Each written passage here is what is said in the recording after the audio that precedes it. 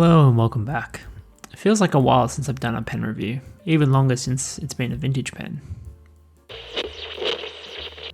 For this, we are going back to the late 60s and early 70s for the Sheaffer Imperial in sterling silver.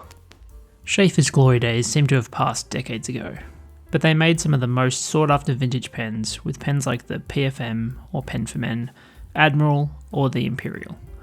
The Imperial came towards the end of their heyday in the late 60s and early 70s. This is a sterling silver version made in Australia. Information on Sheaffer production in Australia is hard to come by, but it looks like it started as early as the 50s. The nib on this has the letters AUST for Australia. The beautiful inlaid nib has that slight upturn they are known for, and it is crafted from 14 karat gold. Unscrewing the barrel, we find a metal squeeze converter, which I've had no issues with, although I did buy this one restored. In terms of size, capped it is smaller than an average fountain pen. Here it is against a Lamy Studio and a Kaweco Sport. Uncapped brings no surprises either. The silver does add a lot of weight, so the pen isn't much lighter than the larger Lamy Studio. The pen can also be posted, but I didn't find it necessary to write comfortably.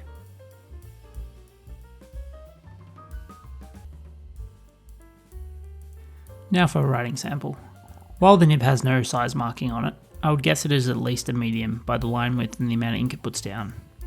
There's a lovely amount of flow coming through the feed. I am using Noodler's Aircore Blue Black, which is one of my favourite blue blacks, with its teal tones. It has a very smooth nib to write with. Good flow, so it looks great with inks that have a lot of shading. I bought this recently at the Melbourne Pen Show and knew from the moment I tested it that I wanted it. This is actually my first Sheaffer, but I do plan on eventually getting a PFM. If you have any suggestions for other vintage pens, I would love to hear them. Vintage Parkers are also on my radar. Overall, I couldn't be happier with my purchase. A vintage gold nib pen that looks this good, it ticks a lot of boxes.